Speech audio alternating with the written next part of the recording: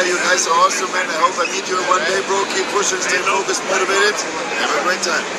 Cheers. क्या दोस्तों, जय हिंद। मैं रूबल धनखड़ और आज पूरी दुनिया में सबसे दुखद जो न्यूज है, स्पेशली बॉडी बिल्डिंग फिटनेस में, वो है जो लिंडर, जो कि बहुत बड़े फिटनेस इन्फ्लुएंसर एथलीट थे और वो अब हमारे बीच नहीं रहे हैं और ये बहुत ही दुखद समाचार है। मैं यही प्रे करूंगा कि भगवान उनकी फैमिली को इस दुख और दर्द से उभरने की ताकत दे। और पर्सनली बात करें तो मुझे बड़ा फील हो रहा है, क्योंकि एक तो इंसान जब इन्फ्लुएंसर होता है इतने बड़े लेवल पे, वो बहुत इन्फ्लुएंस डालता है पब्लिक पे, फिटनेस की तरफ, वो तो है ही, हमारे फील्ड से है, वो तो है ही। साथ में वो बहुत ही अच्छा इंसान था। मैं दुबई मसल शो में इन्वाइटेड था पिछले साल, मे बी अक्टूबर, वहां पे पर्सनली मिला और मेरी बातचीत भी हुई थी और इसके बाद हमारा नंबर भी एक्सचेंज हुआ था। मैं था, अभिषेक था, जो था, तो बहुत ही अच्छा और बहुत ही खूबसूरत और बहुत ही प्रतिभाशाली, मतलब उसके अंदर से जो वाइब्स आती थी ना, वो बहुत ही कमाल की थी। क्योंकि हर इंसान में एक वाइब होती है, तो उसके अंदर से पॉजिटिव वाइब आती थी। मुझे मिलकर बहुत ही पर्सनली खुशी हुई थी। वो हमेशा इंडिया को बहुत पसंद करता था, हमेशा इंडियन फैंस के लिए बहुत डेडिकेटेड रहता था, पॉजिटिव रहता था और बहुत ही अच्छा एनवायरमेंट रखता था और प्यार करता था। आप कभी भी कोई भी इंडिया से वहां पे उससे मिलता था तो बहुत ही गेस्चर, बहुत ही पॉजिटिव के साथ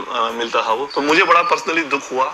दोनों ही चीजें थी कि मैं उसको पसंद भी करता था और दूसरा, इतना बड़ा इन्फ्लुएंसर, 8.5 मिलियन एथलीट के फॉलोअर होना कोई छोटी बात नहीं है। बड़े बड़े एक्टर, बॉलीवुड एक्टर के भी नहीं होते हैं। और रियल जो यूथ को इंस्पायर कर रहा, बहुत मतलब जादुई पर्सनैलिटी थी, तो वो हमारे बीच में नहीं रहे हैं। इसका एक दुखद वर्जन ये भी है, जब भी किसी इस तरह के एथलीट या इस तरह के इन्फ्लुएंसर की कोई डेथ होती है तो रूमर्स बहुत जल्दी निकलते हैं कि drug abuse and all. Please, जब तक कोई भी चीज क्लियर ना हो तो रूमर्स फैला के उनकी फैमिली को दुख ना पहुंचाए। और उनके दोस्त, उनकी गर्लफ्रेंड, सबने ये बात डाल भी दी है कि उनकी जो आकस्मिक मृत्यु का कारण हार्ट अटैक या स्टेरॉइड एब्यूज नहीं था। एनोरेमिस एक बीमारी कह लो, एक ऐसी कि उसका पता भी नहीं चल पाता है, जिसमें ब्लड वेसल थिन हो जाती है और जगह जगह पे क्लोट बनते हैं, बबल बनते हैं, उसकी वजह से उनके फटने से भी डेथ हो सकती है। तो इसके बारे में डॉक्टर क्या कहते हैं, ये क्लिप आप देख लें एक बार। जो ब्रेन एन्यूरिज्म्स होते हैं उनको हम बेरी एन्यूरिज्म्स भी कहते हैं। बेरी का मतलब है बेर, तो इनका जो शेप होता है वो बेर की तरह होता है। ये जो आर्टरी है, आर्टरी जो दिमाग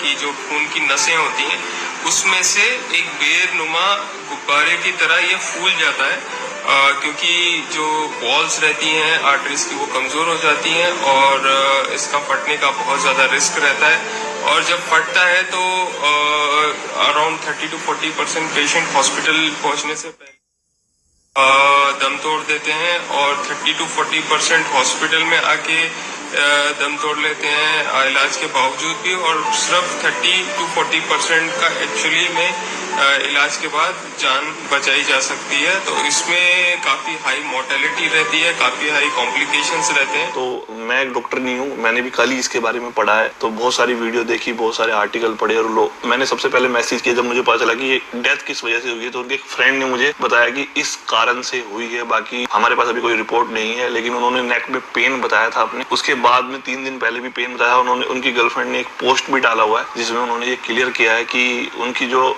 डेथ है वो इस वजह से हुई है। वो साथ में ही थी, तो उन्होंने अपना पोस्ट भी डाला है, वो आप पढ़ सकते हैं। और ये जो बीमारी है